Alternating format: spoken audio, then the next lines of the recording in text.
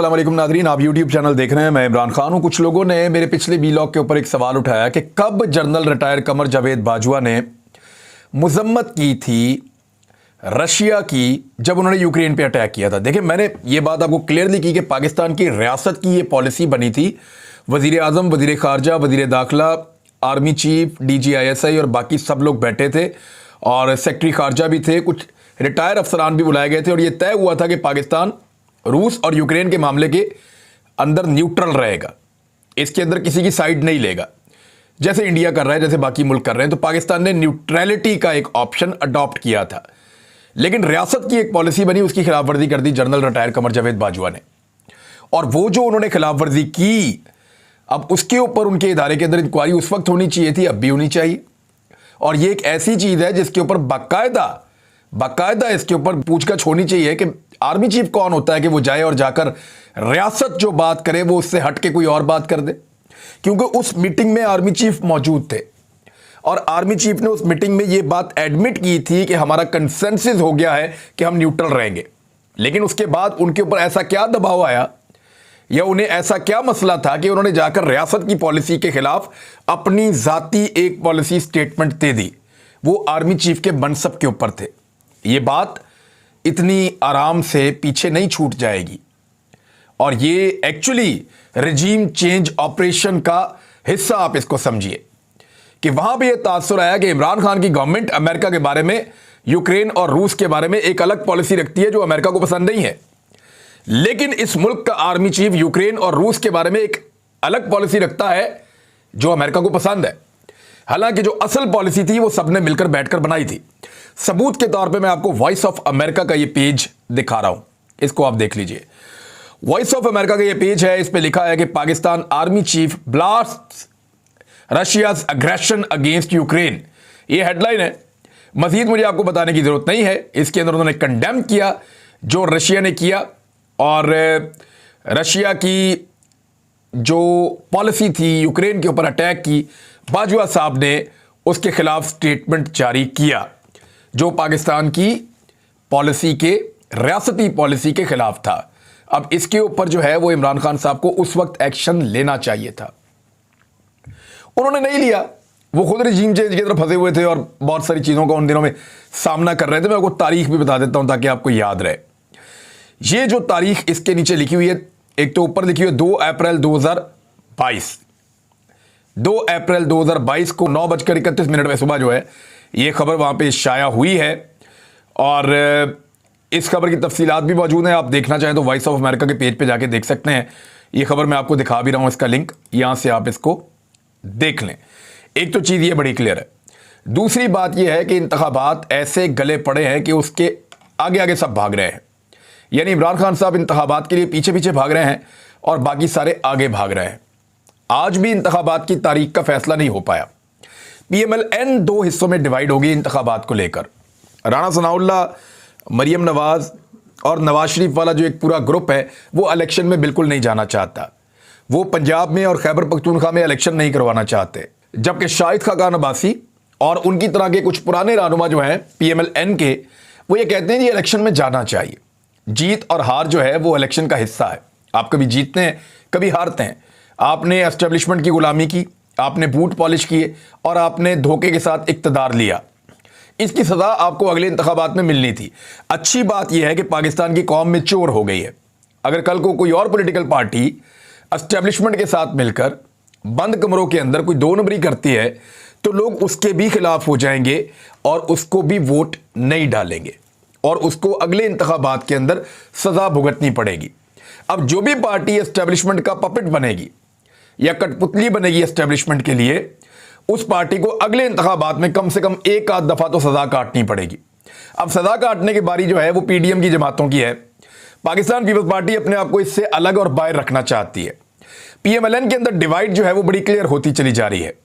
लेकिन गवर्नर पंजाब पूरी तरह से जो मरियम नवाज पार्टी है उसके कंट्रोल में है, क्योंकि ये ओहदा नवाज शरीफ साहब के कहने के ऊपर दिया गया था।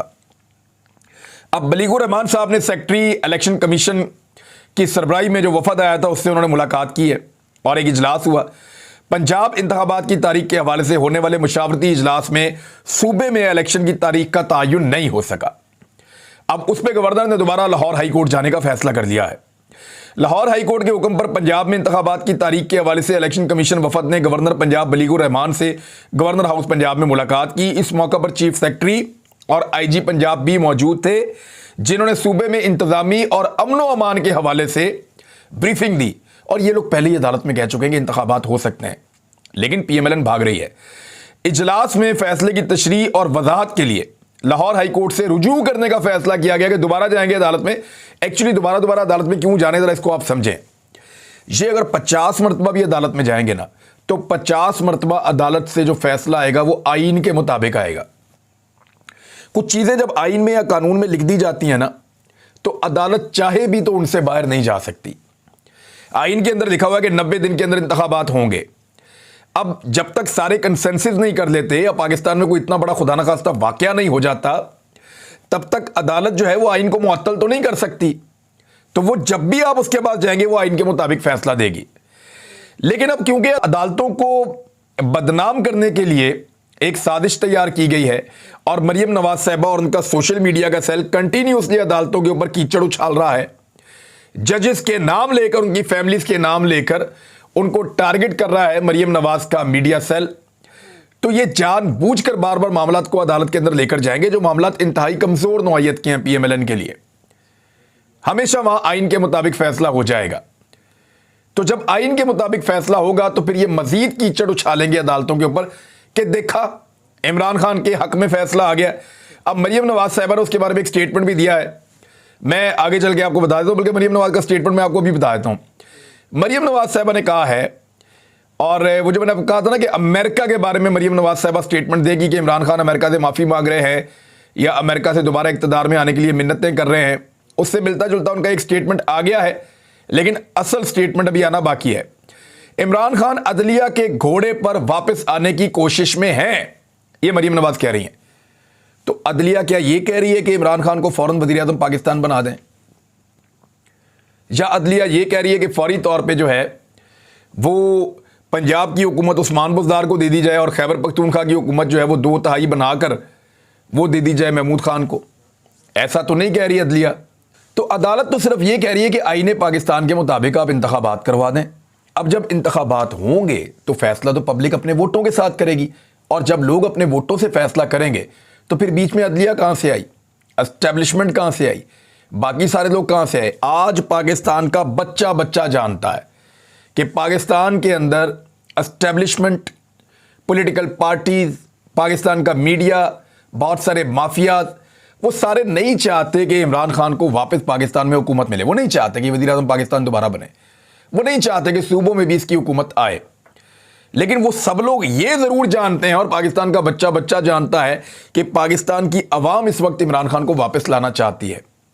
अभी जो शहबाज शरीफ साहब ने मुबैना तौर पे एक सर्वे करवाया है, उस सर्वे में शहबाज शरीफ साहब को ये इंफॉर्मेशन पहुंचाई गई है कि 76% पाकिस्तानी इमरान खान को वोट डालना चाहते हैं, शहबाज शरीफ को वोट नहीं डालना चाहते। बाकी जो 24% बचते हैं उनमें कुछ शहबाज शरीफ के हैं, यानी पीएमएलएन के हैं, कुछ पीपल्स पार्टी के हैं, कुछ फजलुर रहमान के हैं, कुछ तहरीक लब्बैक के हैं। तो इन सब के वोटर मिला के जो सर्वे शहबाज शरीफ साहब के पास आया वो 24% है, बाकी 76% सारे इमरान खान के साथ खड़े हैं। तो ऐसी सूरत हाल में इनके पास इलेक्शन से भागने के अलावा कोई और रास्ता नहीं है। इसहाक डार ने मुलाकात की है सदर पाकिस्तान आरिफ अलवी साहब से, क्योंकि कुछ टैक्सेस हैं जो ये लगा रहे हैं पाकिस्तानियों पे, और आईएमएफ से इन्होंने मुआहिदा उस बुनियाद पे करने का फैसला किया है, और आईएमएफ बहुत सख्त फैसले करवा रहा है पाकिस्तान की गवर्नमेंट से, और आईएमएफ की ये ख्वाहिश है कि ये मुस्तकिल टैक्सेस लगे। मैं आपको खबर दे रहा हूं कि आईएमएफ ने पाकिस्तान की गवर्नमेंट को ये कहा है कि जो टैक्सेस आप लगाने जा रहे हैं, हम नहीं चाहते कि वो चंद महीनों के लिए या एक महदूद अरसे के लिए लगें। हम ये चाहते हैं कि वो टैक्सेस हमेशा लगे रहें। इसका मतलब ये है कि अगली हुकूमतों से भी आप गारंटीज लें, या पाकिस्तान के इदारे ये गारंटी दें कि ये टैक्सेस अब लगे रहेंगे। तो लोगों को महंगाई के बोझ के अंदर दबना पड़ेगा। जीएसटी के अंदर 1% मजीद इजाफा कर रहे हैं। इस 1% का मतलब क्या है, शायद अभी आपको मेरे बोलने से समझ नहीं आएगी, लेकिन जब ये महंगाई का बोझ आप लोगों पे आएगा तब आपको आइडिया हो जाएगा कि इस 1% का मतलब क्या है। गैस की कीमतें बढ़ाने की मंजूरी दे दी गई है और अब जब आपको गैस के बिल आएंगे तो बढ़ी हुई कीमतों के साथ आएंगे।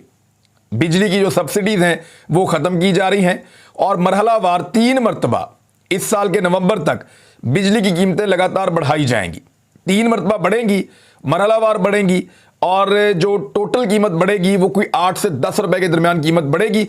और ना सिर्फ ये कीमत बढ़ेगी बल्कि इससे पहले जो छोटे सार्फिन को सब्सिडी मिलती थी वो सब्सिडी भी ख़त्म हो जाएगी। तो ऐसी सूरत हाल में आम सारिफ के ऊपर बोझ पहले से बहुत ज़्यादा बढ़ जाएगा। यानी हुकूमत की जानिब से गैस की कीमतों में 6.16% से 124% तक इजाफा किया गया है। और जो बहुत थोड़ी सी गैस इस्तेमाल करने वाले लोग हैं ना, यानी जो चाय शाय पकाते हैं, सिर्फ कोई ज़्यादा खाना पकाना उनका नहीं होता, तो उन लोगों के लिए छोटा मोटा इस्तिस्ना है। बाकी तमाम लोगों को बहुत हैवी किस्म के बिल अब पे करने पड़ेंगे। दूसरा, जो ओवरसीज पाकिस्तानी बाहर से पैसा भेजते हैं पाकिस्तान में, देखें हमने IMF के लिए 1 अरब 1.1 या 1.2 अरब डॉलर्स के लिए बहुत थोड़ी सी अमाउंट है। इस अमाउंट के लिए हमने IMF की तमाम शराइत मानी है और वो ओवरसीज पाकिस्तानी जिनको हम वोट का हक नहीं देते, वो ओवरसीज पाकिस्तानी जिनको हम उनका कोई हक देने को तैयार नहीं है, वो 30 अरब डॉलर से ज़्यादा पाकिस्तान हर साल भेजते हैं। लेकिन उनका पैसा भेजना भी कम हो गया है। बड़े लंबे अरसे के बाद जो ओवरसीज पाकिस्तानी हैं उन्होंने इस मरतबा जो पैसा बाहर से पाकिस्तान भेजा है वो 2 अरब डॉलर माहाना से कम हो गया है। यानी इस मरतबा बैरून मुल्क जो पाकिस्तानी हैं उन्होंने ये जो 31 महीने का रिकॉर्ड उनका टूट गया है। 31 महीने से जो वो पैसा भेज रहे थे वो 2 अरब डॉलर से ज़्यादा भेज रहे थे। लगभग 30-31 अरब डॉलर सालाना वो पाकिस्तान को बाहर से भेजते हैं।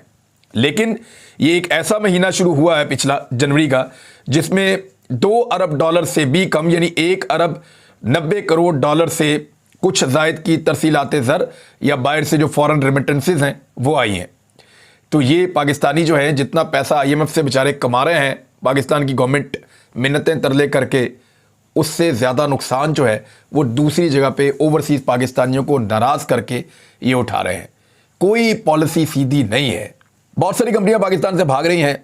जो बड़ी गाड़ियां बनाने वाली कंपनीज हैं उनके स्पेयर पार्ट्स नहीं आ पा रहे, उसकी वजह से वो गाड़ियां नहीं बना पा रहे और उसकी वजह से उनकी जो प्रोडक्शन है वो इतनी कम हो गई है कि सेल 50% तक गिर गई है। यानी आधी सेल गिर गई है गुज़िश्ता साल की निस्बत। गुज़िश्ता साल इमरान खान साहब की हुकूमत थी, डबल गाड़ियां बिक रही थी, अभी आधी गाड़ियां बिक रही हैं। वजह यह है कि बाहर से स्पेयर पार्ट्स नहीं आ रहे और कुव्वत खरीद भी लोगों की बहुत मुतासिर हुई है। दूसरी जानिब बरतानवी एयरलाइन है, ये वर्जन अटलांटिक, और ये बड़ी मकबूल एयरलाइन है दुनिया में। इन्होंने अपने नए ऑपरेशंस का ऐलान किया है, लेकिन साथ ही साथ इन्होंने कहा कुछ तब्दीलियां हम कर रहे हैं और पाकिस्तान के लिए इन्होंने अपनी परवाज़ें मुअत्तल कर दी हैं। अब ये भी गवर्नमेंट ऑफ पाकिस्तान की एक नाकामी है और इस तरह की चीज़ें होती रहती हैं। देखिए, जब मईशत के अंदर कॉन्फिडेंस आएगा, जब पाकिस्तानी ज़्यादा पैसा बनाएंगे, जब पाकिस्तान के अंदर डॉलर के मुकाबले में रुपए की कदर मुस्तहकम होगी, जब थोड़ा सा पाकिस्तान के माशी अदादोशुमार पॉजिटिव आएंगे, आलमी रेटिंग एजेंसीज ये कहेंगी कि पाकिस्तान अब बेहतर परफॉर्म कर रहा है, तो उस वक्त ये सारी कंपनीज पाकिस्तान में वापस आ जाएंगी। ये ऑब्वियस है। जब हालात ख़राब हो जाएं, किसी मुल्क के अंदर सियासी अदम इस्तेहकाम पैदा हो जाए, उसकी वजह से लोगों का कॉन्फिडेंस इकॉनमी में से चला जाए, तो ये सारी चीज़ें उसके साथ लिंक होती हैं और लगातार ये होती चली जा रही हैं। सदर पाकिस्तान से जो मुलाकात की है इसहाक डार साहब ने, क्योंकि अब ये करना चाहते हैं कि एक ऑर्डिनेंस के ज़रिए से, सदारती ऑर्डिनेंस के ज़रिए से एक मिनी बजट जो है वो लॉन्च किया जाए। अब IMF की शराइत है और हुकूमत पाकिस्तान को ये पूरी करनी है, उसके लिए वो एक मिनी बजट लेकर आ रहे हैं और उस बजट को वो सदर पाकिस्तान के पास लेकर जाएंगे। तो सदर पाकिस्तान अब इसके अंदर डिस्कशन कर रहे हैं, मे बी इमरान खान साहब को भी वो इन्वॉल्व करेंगे, क्योंकि देखिए अब बगैर पूछे, बाकी स्टेक होल्डर से बगैर बात किए आप कोई भी माशी पॉलिसी नहीं ला पाएंगे, क्योंकि IMF भी नहीं मान रहा। वो मुस्तकिल माशी पॉलिसी की बात कर रहे हैं। कुछ खबरों के मुताबिक डार साहब ने कोई मिसाक मईशत की बात की है कि जी को मईशत के ऊपर मेन फैसले हम कर लेते हैं। कल अगर आपकी हुकूमत आती है या हमारी हुकूमत आती है या कोई भी हुकूमत आती है तो मईशत को कैसे चलाना है, लेकिन इसको कोई मईशत दान इस पर बात कर सकता है।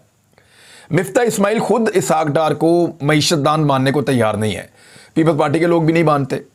पाकिस्तान के अंदर जितने लोग मईशत को जानते हैं वो ये कहते हैं कि इसहाक डार अकाउंट्स के आदमी हैं, वो मईशतदान नहीं है, वो मईशत को नहीं जानते। वो आदादो शुमार का गोरखधंधा कर सकते हैं, डिजिट्स को इधर उधर कर सकते हैं, लेकिन वो मईशत को नहीं चला सकते।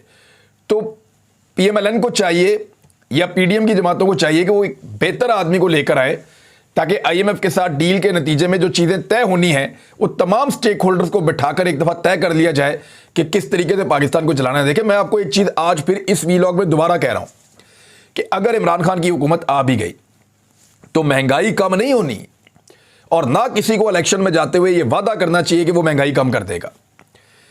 अब जो पाकिस्तान के साथ हो गया, ये महंगाई अब चलेगी और ये कम से कम आपको चंद साल बर्दाश्त करनी पड़ेगी। उसके बाद फिर अब पाकिस्तान शायद ऊपर की तरफ आएगा। डिपेंड करता है पॉलिसीज़ के ऊपर, डिपेंड करता है हमारी मार्केट कैसे रिस्पॉन्ड करती है, डिपेंड करता है लोग कितना बोझ उठाते हैं और कितनी मेहनत करते हैं। ये महंगाई अब एक दफ़ा चलती रहेगी और अब ये कम नहीं होगी, क्योंकि आलमी सतह के ऊपर शराइत तस्लीम कर ली हैं इस इंपोर्टेड हुकूमत ने। जनरल बाजवा के ऑडियो और वीडियो वाले मामले के ऊपर लोग बहुत गुस्से में हैं और लोग ये कह रहे हैं कि ये कैसा आर्मी चीफ था। यानी हाउ इज़ इट पॉसिबल कि एक आर्मी चीफ एक वज़ीर आज़म की खुफिया रिकॉर्डिंग्स करता रहे, जब वो बात करे तो उसको रिकॉर्ड कर ले, जब वो बैठ के उसको मिले तो वो वीडियो रिकॉर्ड कर ले। यानी आर्मी चीफ है, खुदा ना खास्ता कोई ऑडियो वीडियो की दुकान तो नहीं है। इतना बड़ा मनसब अल्लाह ताला ने दिया है और इतना छोटा काम उसके अंदर हो रहा है, तो लोग खासे तशवीश का इजहार कर रहे हैं और मुतालबे कर रहे हैं कि इसके ऊपर तो पाकिस्तान की जो फौज है, इसका इदारा है, उसको नोटिस लेकर एक्शन लेना चाहिए। बहरहाल देखते हैं एक्शन होता ही नहीं होता। अब तक के लिए इतने, अपना ख्याल रखिएगा, अपने चैनल का भी। अल्लाह हाफ़िज़।